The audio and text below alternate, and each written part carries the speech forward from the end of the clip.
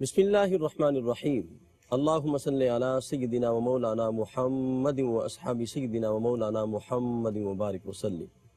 السلام علیکم ورحمۃ اللہ وبرکاتہ۔ ناظرین باتمکین ARYQ TV پر حیات صحابہ رضی اللہ تعالیٰ عنہم کے بابرکت پروگرام میں ہوں آپ کا میزبان قاری محمد یونس قادری۔ الحمدللہ اس پروگرام میں ہم صحابہ کرام کی سیرت و کردار پہ، زہد و تقویٰ پہ، عبادت و ریاضت اور ان کے اخلاق حمیدہ پہ بات کرتے ہیں۔ کریم آقا علیہ السلام مسجد نبوی میں جلوہ فرما ہے اور کریم آقا در رحمت جوش میں آتا ہے۔ کریم آقا نے فرمایا کہ ابھی جو شخص ہماری مجلس میں آ رہا ہے رب کائنات نے اسے جنت عطا فرما دی۔ صحابہ کرام حیران ہوتے ہیں کہ ابھی آنے والا آیا نہیں اور کریم آقا نے اس کو جنت کا ٹکٹ عطا فرما دیا۔ حضرت انس رضی اللہ تعالی عنہ سے مروی ہے کہ میں بھی حاضر تھا دربار مصطفیٰ میں اور عبداللہ بن عمر بن عاص بھی اس سرکار کی بارگاہ میں، دیگر صحابہ بھی بیٹھے تھے۔ دیکھا ایک بوڑھے انصاری صحابی حضور کی بارگاہ میں حاضر ہوئے، داڑھی مبارک سے وضو کے قطرات ٹپک رہے ہیں، ہاتھ میں جوتی پکڑی ہے۔ کریم آقا کی بارگاہ میں آئے، صحابہ نے معانقہ کیا، مصافحہ کیا، مبارکباد دی کہ آپ کے آنے سے پہلے زبان یوحا نے آپ کو جنت کا ٹکٹ عطا فرما دیا۔ مجلس برخاست ہو جاتی ہے۔ اگلا دن ہوتا ہے، کریم آقا پھر فرماتے ہیں آنے والا جنتی آ رہا ہے، پھر وہی صحابی دربار مصطفیٰ میں۔ تیسرا دن ہوتا ہے، پھر یہی اعلان ہوتا ہے، پھر وہی صحابی دربار مصطفیٰ میں۔ اللہ اکبر۔ عبداللہ بن عمر بن عاص کہتے ہیں کہ میں حیران ہوا کہ یہ شخص کرتا کیا ہے اور کون سا عمل اس کے پاس ہے کہ بار بار دربار مصطفیٰ سے جنت کا مژدہ جاں فضا اسے مل رہا ہے۔ وہ صحابی کی بارگاہ میں حاضر ہوئے، کہا کہ میں آپ کی بارگاہ میں آنا چاہتا ہوں، آپ کے گھر میں رہنا چاہتا ہوں، گھر میں کچھ ناراضگی چل رہی ہے، اگر آپ اجازت دیں تو آپ کے گھر میں آ جاؤں۔ آپ نے کہا مہمان اللہ کی رحمت ہوتی ہے، اسے گھر میں رکھا۔ وہ رات کو عشاء کی نماز کے بعد مشاہدہ کرتے رہے کہ یہ عمل کیا کرتا ہے، کون سی عبادت کرتا ہے یہ صحابی جس کی وجہ سے یہ جنتی قرار پایا۔ دیکھا عشاء کے بعد وہ جناب اللہم بسمک اموت واحیا کہہ کے سو جاتے ہیں اور جناب پھر صبح ہوتی ہے، تہجد کے وقت الحمدللہ کہتے ہوئے کھڑے ہو جاتے ہیں۔ اگلا دن ہوا تو پھر وہ رات کو پھر انہوں نے مشاہدہ کیا، کوئی رات کو لمبی چوڑی عبادت نہیں تھی، سو جاتے اور پھر صبح اٹھ جاتے اور با جماعت نماز صبح کی ادا کرتے، عشاء کی بھی با جماعت ادا کرتے۔ 3 دن وہ 3 راتیں گھر میں رہے، کوئی خاص عمل نظر نہ آیا۔ جانے لگے تو پوچھا آپ بتائیں آپ کون سا عمل کرتے ہیں کہ رب کائنات کی بارگاہ سے زبان مصطفیٰ سے آپ کو جنت کا ٹکٹ ملا ہے۔ اللہ اکبر۔ ناظرین محترم، یہ ساری گفتگو کا حاصل یہ جملہ ہے۔ اس صحابی، بزرگ صحابی نے کہا بیٹا عبداللہ بن عمر بن عاص، فرمایا کہ میرے پاس ایک ہی عمل ہے، میرے دل میں کسی مسلمان کے لیے بلکہ کسی انسان کے لیے میل نہیں ہے، میرے دل میں بغض نہیں ہے، میرے دل میں حسد نہیں ہے۔ عبداللہ بن عمر بن عاص وہ صحابی تھے جن کا خود زہد و تقوی ایسا تھا، وہ شب و روز 24 گھنٹے میں ایک قرآن پاک ختم کرتے، رات کو عبادت کرتے، دن کو روزہ رکھتے۔ تو آپ نے کہا یقیناً یہ عمل آپ کو جنت میں لے جائے گا۔ سامعین محترم، آج ہم جس عظیم صحابی رسول پہ بات کریں گے وہ عظیم صحابی رسول سیدنا ابو علی بن قیس بن عاصم منقری رضی اللہ تعالی عنہ ہے، جن کا نام بڑا بلند نام ہے، جن کی فضیلت بڑی بلند ہے۔ کریم آقا نے ان کے بارے میں فرمایا تھا کہ خیارکم فی الجاہلیہ خیارکم فی الاسلام، فرمایا یہ میرا صحابی ان لوگوں میں شامل ہے جو جاہلیت کے دور کے اندر بھی بلندی پہ تھا اور اسلام کے دور کے اندر بھی یہ بلندی پر فائز تھا۔ یہ وہ عظیم صحابی رسول ہے جس کی فیاضی، شاہ سواری اور جناب جن کا فیصلہ کرنا وہ دور جاہلیت کے اندر بھی اپنی مثال آپ تھے اور اسلام کے اندر بھی اپنی مثال آپ تھے۔ اس کے حوالے سے گفتگو کریں گے۔ ہمارے ساتھ جلوہ فرما ہے ہمیشہ کی طرح وہ عظیم ہستی، جب وہ بولتے ہیں تو علم کے دریا رواں ہو جاتے ہیں، حضرت علامہ مولانا مفتی محمد طاہر تبسم قادری صاحب۔ السلام علیکم ورحمۃ اللہ۔ وعلیکم السلام مفتی صاحب خوش آمدید کہتے ہیں جی آپ کو۔ جزاک اللہ آج عظیم صحابی رسول کا ذکر ہے اور جن کی بابت کریم آقا نے فرمایا کہ دور جاہلیت کے اندر بھی یہ اپنی مثال آپ تھے اور غلامی مصطفیٰ میں آنے کے بعد بھی اللہ پاک نے بڑی بلندی عطا فرمائی۔ ان کے تعارف کے حوالے سے کیا فرمائیں گے؟ حامدہ و مصلیہ اما بعد فاعوذ باللہ من الشیطان الرجیم بسم اللہ الرحمن الرحیم۔ بہت شکریہ حضرت سیدنا ابو علی قیس بن عاصم منقری تمیمی رضی اللہ تعالی عنہ آقا کریم صلی اللہ علیہ وسلم کے پیارے صحابی، اور جو روایت آپ نے ابھی انٹرو میں پیش کی، جی نبی رحمت صلی اللہ علیہ وسلم کے اس فرمان کا مصداق جہاں دیگر صحابہ ہیں، سبحان اللہ، وہیں حضرت قیس بن عاصم بھی ہے۔ اللہ اکبر۔ آقا کریم صلی اللہ علیہ وسلم نے اس ارشاد میں دین اسلام کے ایک حسین پہلو کو بیان فرمایا۔ جی فرمایا خیارکم فی الاسلام، خیارکم فی الجاہلیہ، خیارکم فی الاسلام۔ سبحان اللہ، فرمایا کہ جو زمانہ جاہلیت میں باوقار تھا، صحیح، جو زمانہ جاہلیت میں پسندیدہ اور چنا ہوا سلیکٹڈ لوگوں میں شمار ہوتا تھا، تو دامن اسلام میں آئے گا تو یہاں بھی باوقار ہی ٹھہرے گا۔ سبحان اللہ، تو یہ اس بات کی طرف اشارہ کیا گیا کہ ایسا نہیں ہے کہ اسلام میں آنے کے بعد دین اسلام کسی کے وقار کو، کسی کے عزت کو کم کرتا ہے یا اسے ڈیگریڈ کرتا ہے۔ جی اسلام اس کی عزتوں میں، عظمتوں میں، رفعتوں میں اضافہ کرتا ہے۔ بے شک، تو جو قبل از اسلام کے دور میں باوقار تھے، اسلام میں آئیں گے تو اسلام انہیں مزید وقار عطا فرمائے گا۔ سبحان اللہ، اب حضرت قیس بن عاصم رضی اللہ تعالیٰ عنہ کا تعلق عرب کے مشہور قبیلہ بنو تمیم کی شاخ بنو منکر سے تھا،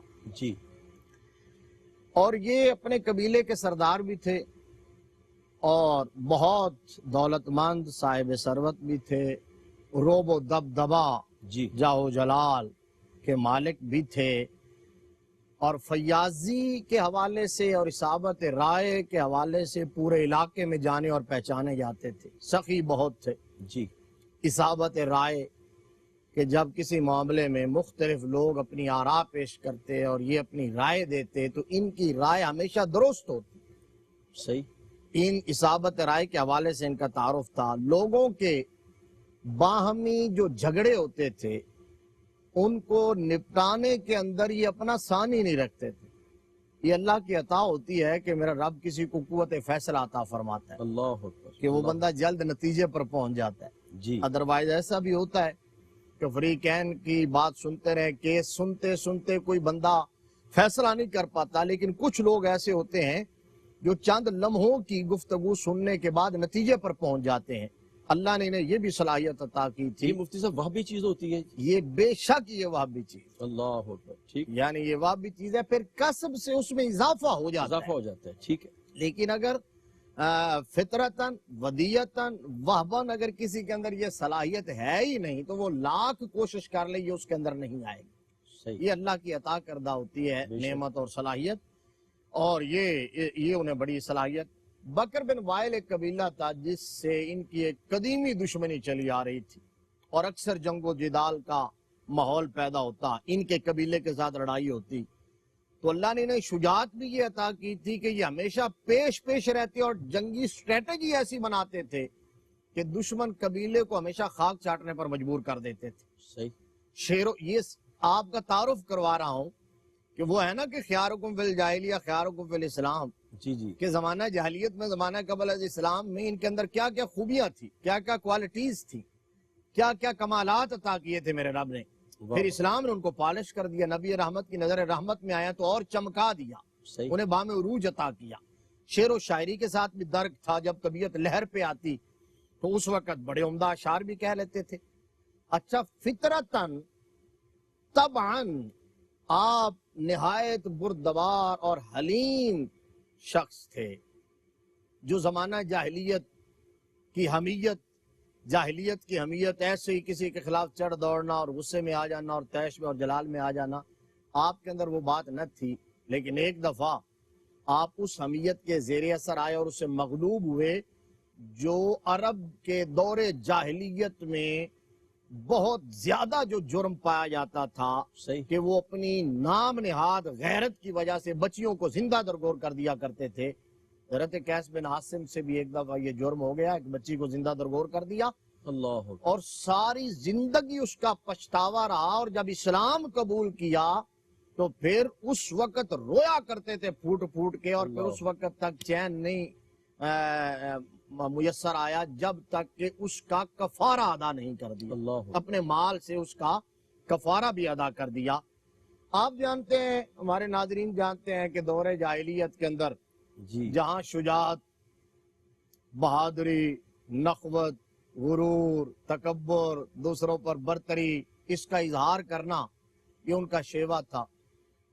شراب نوشی، مے نوشی یہ بڑی عام ہوتی تھی، اور اس کو بھی وہ جو ہے وہ فخر کا باعث سمجھتے تھے۔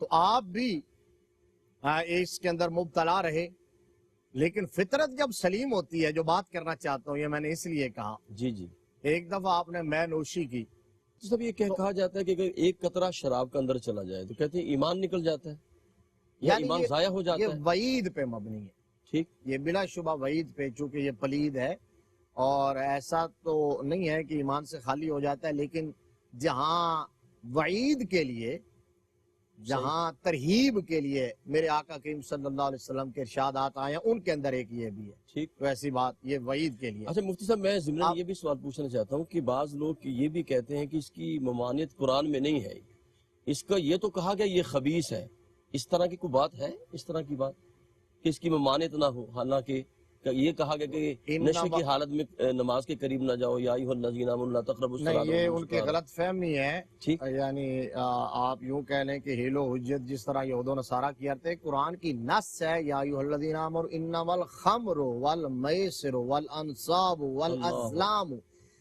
رجز من عمل الشیطان۔ اب یہاں تک وہ پڑھ لیتے ہیں، یہاں خمر کے بارے میں کہا گیا کہ یہ ناپاک ہے، شیطان کا عمل ہے، آگے اللہ نے فرمایا فاجتنبوہ، اللہ اس سے بچو، بچو اس سے۔ اجتناب تو یہ ممانعت نہیں ہے تو اور کیا ہے؟ صحیح صحیح، یہ ٹھیک۔ ممانعت ہے۔ آپ اگلی میں مفتی صاحب کیونکہ اس پہ ہم بات کرتے ہیں مزید انشاءاللہ، اور صحابی کا تعارف آپ فرما رہے تھے۔ ناظرین محترم، اپنے قلب و روح کو ذکر مصطفیٰ سے معطر رکھیں، ملاقات کرتے ہیں ایک وقفے کے بعد۔ السلام علیکم ورحمۃ اللہ وبرکاتہ۔ ناظرین محترم، حیات صحابہ رضی اللہ تعالی عنہم کے بابرکت پروگرام میں آپ شامل ہیں، اور مفتی صاحب قبلہ نے قرآن کی نص بیان فرمائی، انما الخمر والمیسر والانصاب رجس من عمل الشیطان کہا گیا اس کو۔ اور سید عمر فاروق رضی اللہ تعالی عنہ، آپ جا رہے ہیں اور آپ کے سامنے ایک شخص آیا، اس کے ہاتھ میں شراب تھی۔ تو جب سید عمر فاروق رضی اللہ تعالی عنہ کی نظر پڑی تو پوچھا یہ کیا ہے؟ تو وہ ڈر گیا کہ اب تو حد نافذ ہوگی۔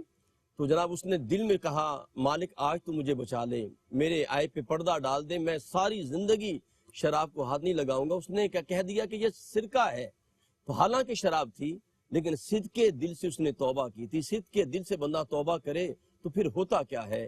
جب سید عمر فاروق رضی اللہ تعالی عنہ نے اس بوتل کا مشاہدہ کیا، دیکھا تو وہ شراب نہیں تھی، سرکہ بن گئی تھی۔ تو بندہ صدقے دل سے توبہ کرے تو رب کائنات یبدل اللہ سیئات حسنات۔ جی مفتی میں صاحب۔ آپ کے اس سوال کے جواب میں یہ بات بھی اضافہ کرنا چاہوں گا، آپ نے بھی ایک بات ایڈ کر دی ہے کہ ان لوگوں کو جو حیل و حجت کرتے ہیں اور بہانے تراشتے ہیں، صحابہ کرام سے بڑھ کر تو قرآن سمجھ نہیں آیا نا، دین سمجھ نہیں آیا۔ جی تو دور جاہلیت میں جب شراب پیا کرتے تھے، اور شراب کی ممانعت کا حکم جب تک نہیں آیا تھا، جی مفتی صاحب۔ اور جب اس کی حرمت کا حکم نازل ہوا ہے، تو روایات اٹھا کے دیکھیے، اللہ کی قسم ہے، جس لمحے شراب کو حرام قرار دیا گیا اور منع قرار دیا گیا، تو جن کے ہاتھ میں جام تھے نا، اللہ وہ منہ کی طرف بڑھنے کی بجائے زمین پر پٹک دیے گئے۔ جن کے گھر میں مٹکے پڑے ہوئے تھے شراب کے، انہوں نے چوکوں اور چوراہوں پر لا کے انہیں توڑا ہے کہ مدینے کے گلی بازاروں کے اندر شراب پانی کی طرح بہ رہی ہے۔ اللہ اکبر۔ اس کے باوجود اگر کوئی مسلمان ہو کر کہے کہ نہیں یہ اچھا حرام مفتی نہیں صاحب، ہے، کمال کی منع بات نہیں یہ ہے، کمال کی بات یہ ہے کہ وہ لوگ شراب کے عادی تھے، لیکن حیران کن بات یہ ہے کہ وہ کسی ہسپتال میں داخل نہیں ہوئے، کوئی انہوں نے میڈیسن استعمال نہیں کی، صرف یہ نشہ نکلا اور نشہ مصطفیٰ ان کو مل گیا۔ یہ چونکہ بیماری ہے، یہ غلاظت ہے، اس کو چھوڑنے سے بندے کی صحت میں اضافہ ہوتا ہے، بندہ صحت یاب ہوتا ہے۔ صحیح قوت ارادی اور قوت ایمانی بنیادی شرط ہے، صحیح۔ اور صحابہ کرام کے اندر جو قوت ارادی اور قوت ایمانی تھا، اور نبی رحمت صلی اللہ علیہ وسلم کے زبان فیض ترجمان پر اور آپ کے ارشاد پر جو غیر متزلزل ایمان تھا، یہ اس کی برکات تھی۔ واہ واہ۔ اب میں بات کر رہا ہوں کہ دیکھیے، یہ جو واقعہ سنا رہا تھا حضرت قیس بن عاصم کا، کہ انہوں نے شراب پی لی، اس کی غلاظتیں اور خباثتیں اور قباحتیں اور قدورتیں آپ اندازہ لگا لیں کہ بندہ اپنے وقار کا بھی خیال نہیں رکھ پاتا. اس کے بعد جب انہوں نے شراب پی لی تو انہیں نشہ چڑھا, تو ایسی حرکتیں وہ کر بیٹھے کہ جو ان کے شان کے لائق نہ تھی, شایان شان نہ تھی. صحیح. ان کے منصب, ان کے اس وقار, ان کی اس عزت سے فروتر تھیں. جی وہ ایسی حرکتیں انہوں نے کر لی. تو جب ہوش آیا نا, تو جو لوگ دیکھ رہے تھے انہوں نے بتایا کہ یار آپ کو پتا کہ تم نے نشے کی حالت میں کون سی حرکتیں کی ہیں. اللہ. تو جب بتایا نا تو آپ یقین کریں اس وقت انہیں اتنی شرمندگی ہوئی کہ اس مجلس سے اٹھ کے چلے گئے, اور کسی کے سامنے وہ آتے نہیں تھے. کئی دن تک منہ چھپاتے تھے کہ میرے جیسا باوقار اور سردار بندہ ایسی حرکت کر سکتا ہے. اور کیسے کی؟ نشے کی وجہ سے کی. اور اسی لمحہ پھر اللہ کی بارگاہ میں توبہ کر لی کہ حالانکہ اسلام قبول نہیں کیا تھا. یہ پہلے کی بات ہے. یعنی ضمیر زندہ ہو, چاہے ضمیر کفر ہے, زندہ ہو, فطرت سلیم تھی, فوراً توبہ کر لی اور پھر زندگی بھر اس توبہ پر قائم رہے. اور امام ابن حجر اسقلانی نے علی صحابہ کے اندر یہ روایت نقل کی. حضرت قیس بن عاصم کہا کرتے تھے کہ مجھ سے زمانہ جاہلیت میں بھی شعوری طور پر کوئی گناہ سرزد نہیں ہوا, اللہ اور نہ میرے اوپر کبھی تہمت لگی ہے. صحیح. حضرت قیس کہا کرتے تھے میرا سارا وقت گزرتا تھا تو وہ جنگوں میں گزرتا تھا, وہ لڑائیوں میں گزرتا تھا, وہ فیصلوں میں گزرتا تھا, قبیلوں کے اندر لوگوں کے درمیان بیٹھنے میں گزرتا تھا, ایسی حرکتوں سے. یہ تو تھا خیارکم فی الجاہلیہ, اور پھر خیارکم فی الاسلام. اللہ. پھر جب میرے آقا کریم صلی اللہ تعالیٰ علیہ وآلہ وسلم کی بارگاہ سے بلاوا آتا ہے, جب وہاں سے انتخاب ہو جاتا ہے, تو پھر قدم خود بخود ادھر چلنا شروع ہو جاتے ہیں. کیسے کھچے چلے آئے اور کیسے تقدیر نے پلٹا کھایا کہ نبی رحمت صلی اللہ علیہ وسلم جب مدینہ شریف میں تشریف فرما تھے تو آپ کی بارگاہ میں جو مدینہ کے قرب و جوار کے اندر جو قبائل تھے ان کے وفود تو آتے رہتے تھے. 5 ہجری سے یہ سلسلہ شروع ہو گیا تھا, اور 8 ہجری فتح مکہ کے بعد پھر وفود کثرت سے آئے, اور 9 ہجری میں تو اتنے وفود آئے حضور سے ملاقات کے لیے, زیارت کے لیے, صحیح, دین اسلام کی تعلیمات سے روشناس ہونے کے لیے اتنے وفود آئے کہ 9 ہجری کو عام الوفود کا نام دے دیا. اللہ عام الوفود. اور اسی سال جو ہے ان کا قبیلہ بنو تمیم جو تھا وہ 70-80 افراد پر مشتمل تھا, جس کے اندر حضرت قیس بن عاصم بھی تھے. بڑے تکبر کے ساتھ, بڑے غرور کے ساتھ, جاہلیت کے اندر, جس طرح میں نے پہلے عرض کیا ہے کہ انہیں اپنے نسب پہ بڑا فخر ہوتا تھا, اور اب انہوں نے اپنے قصیدہ خان رکھے ہوتے تھے, اپنے اپنے شاعر اور اپنے اپنے خطیب رکھے ہوتے تھے. تو ان کا خیال یہ ہوتا تھا کہ ہم سے بڑھ کر عالی نسب کوئی نہیں ہے, جاؤ حشمت والا کوئی نہیں ہے. تو یہ بھی اسی طرح ہے, اتراتے ہوئے, غرور کرتے ہوئے مدینہ شریف میں آئے, اور ایک شاعر بھی ساتھ لائے چوٹی کا, اور ایک خطیب بھی لائے چوٹی کا.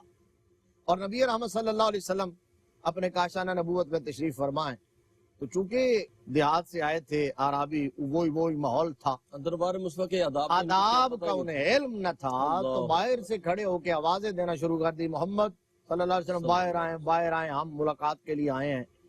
اب نبی رحمت صلی اللہ علیہ وسلم کی طبیعت پر ناگوار تو گزرا کہ یہ انداز کسی بھی شخص کو, لیکن شان رحمت للعالمین دیکھیے, اللہ میرے آقا کریم صلی اللہ علیہ وسلم کی شان رحمت دیکھیے. تمام تر بے ادبی کے باوجود, جہالت کے باوجود, اس انداز کے باوجود میرے آقا باہر تشریف لائے, خندہ پیشانی سے مسکراتے ہوئے ان کا استقبال کیا, ان سے ملاقات کی, ویلکم کیا, ان کو بٹھایا. جب بٹھایا تو ان کے سردار جو تھے اقرا بن حابس, وہ کہنے لگے کہ محمد صلی اللہ علیہ وآلہ وسلم, ہمارا دعویٰ یہ ہے کہ حسب و نسب میں, جاؤ حشمت میں, اور کمالات اور خوبیوں میں ہم سے بڑھ کر کوئی نہیں ہے. تو ہمارا شاعر بھی ساتھ ہے اور ہمارا خطیب بھی ساتھ ہے. ہم چاہتے ہیں کہ پہلے یہاں شعروں کا تبادلہ ہو, تفاخر ہو, شعر و شاعری ہو. تو اگر آپ کے شاعر, آپ کے خطیب ہم سے جیت گئے تو پھر ہم اسلام قبول کر لیں گے. اللہ. اب یہ شرط پھر جاہلیت پر مبنی تھی, پھر جہالت کی غمازی کر رہی تھی. اللہ. لیکن اس کے باوجود میرے آقا چونکہ حریص ہے, حریص علیکم بالمؤمنین رؤوف الرحیم, سبحان اللہ. ہر قیمت پر چاہتے تھے کہ لوگ جہنم کی آگ سے بچ جائیں. واہ واہ. ہر قیمت پر میرے آقا چاہتے تھے کہ لوگ جنت کی ابدی سرمدی نعمتوں کے مالک بن جائیں, حق سے روح شناس ہو جائیں. میرے آقا نے یہ شرط بھی قبول فرما لی. فرمایا کہ ہم یہ تفاخر کے لیے اور یہ شعر و شاعری کے ان معاملات کے لیے میں مبعوث نہیں ہوا, یہ شان نبوت کے خلاف ہے. لیکن اگر تم لازماً یہ شرط رکھتے ہو تو ایسا نہیں ہے کہ ہمارے پاس ایسے اہل لوگ نہیں ہیں. صحیح. تو آقا کریم صلی اللہ علیہ وسلم نے فرمایا آ جاؤ. تو انہوں نے اپنا شاعر جو ہے اس کو کھڑا کیا اور اس نے شعر پڑھے, اور ان شعروں کے اندر نخوت, غرور, تکبر, پتہ نہیں کیا کیا تھا اس نے بیان کیا. لیکن بہرحال وہ شاعری کے نقطہ نظر سے, یعنی یہ چیزیں تو خلاف شرع تھی, جی, خلاف آداب تھی, شاعری کے حوالے سے نقطہ کمال کو پہنچا ہوا کلام تھا. جب اس نے وہ شعر پیش کیے, نبی رحمت صلی اللہ علیہ وسلم نے اپنے درباری ثنا خان واہ واہ, شاعر دربار رسالت حضرت حسان کو حکم فرمایا. حضرت حسان کھڑے ہوئے اور آپ نے اسی کے ردیف اور قافیہ پر, اسی بحر پر فعل بدی ایسے اشعار کہے جی, جس میں نبی رحمت صلی اللہ علیہ وسلم کی شان رحمت کا اظہار, ہاں ہاں, سبحان اللہ, خدا کی عظمت اور وحدانیت کا اقرار, سبحان اللہ, مہاجرین و انصار ان کی قربانیوں کا اعتراف. وہ جب کہے تو مجمع اشش کر اٹھا. پھر انہوں نے اپنا خطیب پیش کیا, اس نے خطبہ دیا. جی, میرے آقا نے حضرت ثابت بن قیس انصاری کو حکم دیا, انہوں نے ایسا فصیح و بلیغ خطبہ جواباً دیا سبحان اللہ, کہ بنو تمیم کا ہر شخص پکار اٹھا, کیا محمد صلی اللہ علیہ وسلم آپ کے خطیب جیسا ہمارا خطیب نہیں ہے, آپ کے شاعر جیسا ہمارا شاعر نہیں ہے, کیا کہنے, سبحان اللہ, اور ہمیں فوراً ہاتھ بڑھائیے اور اپنے ہاتھ پر بیعت کرتے ہوئے دائرہ اسلام میں داخل کر لیجئے, واہ واہ. قبول فرما لیجئے. یہ حال ہے خدمت گاروں کا. یہ ہاں, یہ شان ہے خدمت گاروں کی. سردار کا عالم عالم کیا کیا ہوگا, تیرے آگے ہیں یوں دبے لچے فسہا رب کے بڑے بڑے, کوئی جانے منہ میں زبان نہیں بلکہ جسم میں جان نہیں. واہ واہ, میرے آقا کریم صلی اللہ علیہ وسلم نے ان کو کلمہ پڑھایا, آقا کریم صلی اللہ علیہ وسلم نے قبول فرما لیا. وہ اس طرح دائرہ اسلام میں آئے تو حضور صلی اللہ علیہ وسلم نے جس صحابی کی ہم بات کر رہے ہیں, حضرت قیس بن عاصم, جو اس قبیلے میں تھے, جب آئے تھے تو سردار جو ہیں وہ دوسرے تھے, میں نے ابھی ذکر کیا. جی, لیکن میرے آقا نے اشارہ کر کے قیس بن عاصم کی طرف فرمایا, ان صحرا نشینوں کے سردار قیس بن عاصم ہیں. اللہ اکبر, فرمایا آج سے سرداری ان کے ہاتھ میں ہے. واہ واہ, یہ ہے خیارکم فی الجاہلیہ خیارکم فی الاسلام, کیا بات, کہ وہاں جو سرداری تھی میرے آقا نے قائم رکھی. فرمایا وہاں بھی سردار تھے, یہاں بھی سردار. اور پھر دیکھیے یہ جو ان کا لب و لہجہ تھا, جی مفتی, انداز تھا.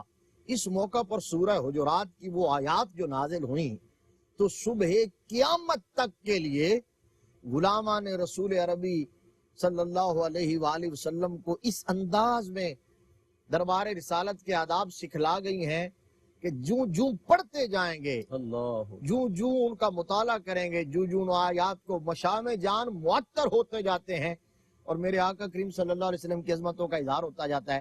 جب انہوں نے باہر سے آوازیں دی تھی تو قرآن کی آیت آئی, ان الذین ینادونک من وراء الحجرات اللہ, اکثرهم لا یعقلون. اچھا, جب یہ آ گئے, یہ اس آیت کا مطلب ناظرین کے لیے ترجمہ کہ وہ جو حجرات کے باہر سے آوازیں دیتے ہیں آپ کو محبوب, اکثرهم لا یعقلون, اکثر بے وقوف ہیں. اچھا, جب انہوں نے قبول اسلام کر لیا تو حضرت ابوبکر صدیق اور حضرت فاروق اعظم میں اختلاف رائے ہوا ایک بات کہ اب ان کا سردار کس کو مقرر کیا جائے. جی, تو ابو بکر کا موقف اور تھا, فاروق اعظم کا موقف اور تھا. تھوڑی سی آوازیں بلند ہوئی تو اس وقت آیا کریمہ سورہ حجرات کی آ گئی, لا ترفعوا اصواتکم فوق صوت کیا النبی. کہنے, واہ واہ واہ, اچھا, پھر صحابہ اکرام کے ادب کا عالم یہ تھا کہ حضرت ابوبکر صدیق, میں یہاں سمیٹتا ہوں, جی, حضرت ابوبکر صدیق یہ کہنے لگے کہ یا رسول اللہ, میں تو آج کے بعد اللہ کی قسم آپ سے صرف سرگوشی کیا کروں گا. ہائے ہائے, اور فاروق اعظم اس طرح پست آواز میں بات کرتے کہ آقا کریم دوبارہ پوچھتے, عمر بتاؤ کیا کہا ہے.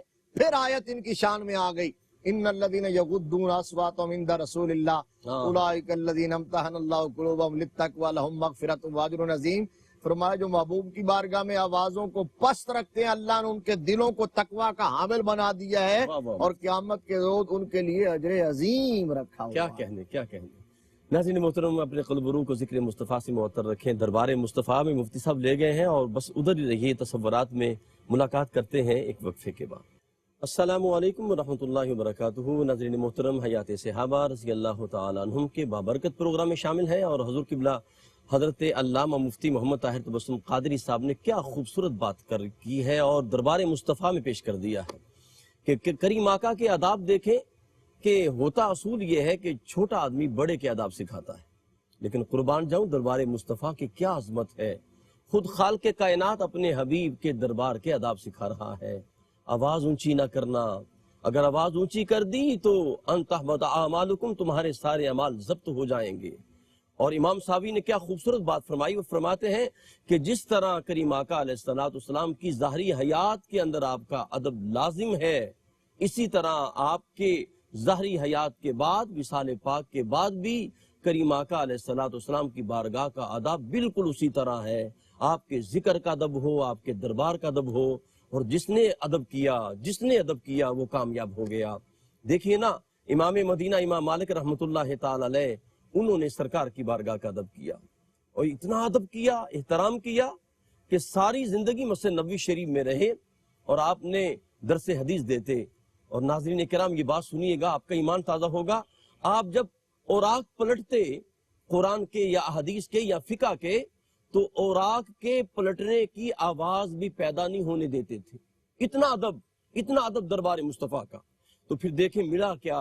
کسی نے آخری عمر میں پوچھا، امام مالک آپ نے اتنا ادب کیا، ساری زندگی پاؤں میں جوتی نہیں پہنی، کبھی سواری پہ سوار نہیں ہوئے، کبھی اوراق کے پلٹنے کی آواز پیدا نہیں ہونے دی، تو آپ کو ملا کیا ہے؟ فرمایا سنو، ادب جو کرتا ہے اسے کیا ملتا ہے. فرمایا 40 سال کے اندر کوئی رات ایسی نہیں گزری جس رات مجھے سرکار دو عالم کا دیدار نہ ہوا ہو. ایک درویش تھا، ساری زندگی مدینہ کرتا رہا. جب مدینے کا اسے ٹکٹ ملا تو اسے جب پیغام مل گیا، مدینہ مل گیا، تو اس نے سانس لمبا کرنے کی پریکٹس شروع کر دی. دربار مصطفیٰ میں گیا، چند لمحے رہا، فوراً واپس چلا گیا. کسی نے پوچھا بھی ساری زندگی مدینہ کرتا رہا اور جب دربار مصطفیٰ میں گیا تو فوراً واپس آ گیا. اس کا جملہ سنیے گا. وہ کہنے لگا جتنی دیر سانس میرا رکا رہا میں بھی رکا رہا، جب سانس چلنے لگا تو میں بھی وہاں سے چل پڑا. مفتی صاحب کیا خوبصورت بات آپ نے کی ہے. میں چاہوں گا اس پہ کچھ مزید موتی عطا کر کے پھر حضرت قیس کی بارگاہ میں چلیے گا. یہ چونکہ ادب ہی پہلا کرینہ ہے محبت کے کرینوں میں. جی سر. اور ادب ہی سے سب کچھ میسر آتا ہے. اللہ اکبر.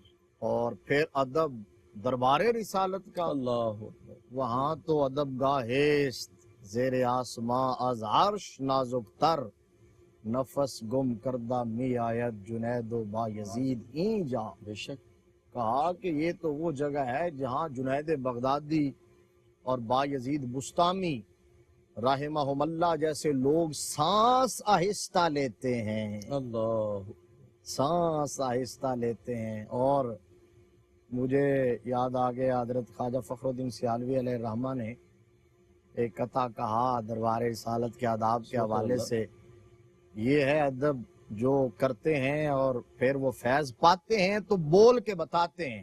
جی. کہتے ہیں کہ باب جبریل کے پہلو میں ذرا دھیرے سے اللہ فخر کہتے ہوئے جبریل کو یوں پایا گیا، اپنی پلکوں سے درے یار پہ دستک دینا، اونچی آواز ہوئی عمر بھر کا سرمایا گیا. وہاں تو یہ ہے کہ صدا لگانا. اعلیٰ حضرت کہتے ہیں خوف ہے سما خراشیے جی سگے طیبہ کا، ورنہ کیا یاد نہیں نالا و فغاں ہم کو.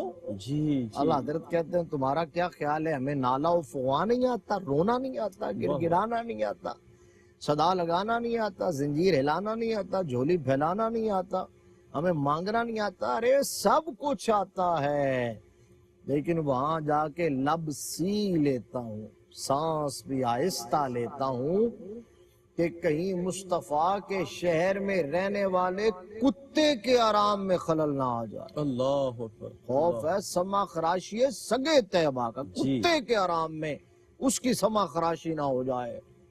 آقا کریم کا ادب تو آقا کریم کا ادب، سبحان اللہ. کیونکہ آخری سیگمنٹ ہے جی. اور صحابی رسول پر ایک ہی پروگرام تو اس کو سمیٹنا ہے. حضرت قیس بن عاصم رضی اللہ تعالیٰ عنہ کو میرے آقا نے قبول فرمایا، سردار بنا دیا. اور ہم پہلے ذکر کر آئے ہیں کہ آپ کو دولت تو اللہ نے بہت دی تھی، اونٹ بے شمار آپ کے پاس، مویشی ہزاروں کی تعداد میں تھے، ہزاروں کی تعداد. ایک دفعہ انہوں نے آقا کریم صلی اللہ علیہ وسلم سے اپنے مال کے متعلق دریافت کیا، سوال کیا، کچھ گفت و شنید. تو میرے آقا نے فرمایا یہ بھی ہمارے ناظرین کے لیے بہت بڑا درس ہے، اس کے اندر بہت بڑا سبق ہم سب کے لیے. سبحان اللہ. جو ہم مال دولت سب کچھ آج مادیت پرست ہو گئے ہم، اور مال و دولت نے ہمارے دل و دماغ پر، ایمان پر قبضہ کر لیا. آقا کریم سے سوال کیا تو حضور صلی اللہ علیہ وسلم نے فرمایا کیسے یہ بتاؤ تمہیں اپنا مال پسند ہے یا اپنے موالی، اپنے مورثوں کا، اپنے وارثوں کا، ورثاء کا مال پسند ہے؟ کس سے محبت ہے تمہیں؟ عرض کیا جی میں تو اپنے مال سے محبت کرتا ہوں، وارثوں کے مال سے کیا محبت کروں گا. اور میں تمہارا مال پھر وہ ہے جو تم نے کھا لیا، اللہ اکبر. جو پہن لیا، اور جو راہ خدا میں خرچ کر کے جمع کر لیا. واہ واہ واہ. اس کے سوا جو مال باقی بچے گا وہ تیرا نہیں ہے، وہ تو وارثوں کا مال. اللہ اکبر. اللہ. جو راہ خدا میں خرچ کر لی، جو راہ خدا میں خرچ کر لیا اور وہ جمع ہو گیا، کھا لیا فنا ہو گیا، پہن لیا بوسیدہ ہو گیا، ختم ہو گیا. جو خرچ کیا راہ خدا میں وہ جمع ہو گیا، اللہ اکبر. اللہ. وہ ہے مال. جس طرح سرکار دو عالم ایک بکری ذبح ہوئی تو گھر میں آ کے پوچھا کہ کیا باقی ہے؟ جی جی یا رسول اللہ یہ دستی باقی ہے. دستی. اللہ اکبر. اللہ اکبر. تو فرمایا جو اللہ کی راہ میں دے دیا اصل میں وہ باقی ہے. دستی باقی نہیں، باقی سب کچھ باقی ہے. واہ واہ واہ. تو یہی آقا کریم نے اچھا حضرت قیس بن عاصم چونکہ صحابی رسول تھے تو فوراً عرض کیا کہ آقا پھر اب میں یہ اپنا جو مال ہے انشاءاللہ کوشش کروں گا کہ یہ اپنی حیات کے اندر ہی راہ خدا میں اس کو لگا کے جاؤں. اللہ اکبر. پھر ساری زندگی اسے خرچ کرتے رہے، ختم کر راہ خدا میں. وہ جو ہم نے پہلے ذکر کیا کہ جو بچی زندہ غور کر دی تھی، فوراً اس مال میں سے اس کا کفارہ ادا کیا. آپ کے بھتیجے نے آپ کے بیٹے کو قتل کر دیا، آپ کے بھتیجے کو لوگوں نے اریسٹ کیا، ہاتھ پاؤں باندھ کے مقتول آپ کے بیٹا جو تھا اس کی لاش کے ساتھ لے آئے اور کہا کہ آپ کے بھتیجے نے بیٹے کو قتل کر دیا ہے. اچھا آپ دیکھیے خوف خدا کا عالم دیکھیے، فکر آخرت دیکھیے، حضور کی صحبت کا اثر، تربیت کا اثر دیکھیے کہ وگرنہ تو جلال میں آتے اور تیش میں آتے اور ساری زندگی پہلے آپ بدلے ہی لیتے رہے، انتقام ہی لیتے رہے، صحیح. انہی لڑائیوں میں رہے، جنگوں میں رہے. ایک ایک لڑائی شروع ہوتی تھی تو کہاں کہاں پہنچ جاتے.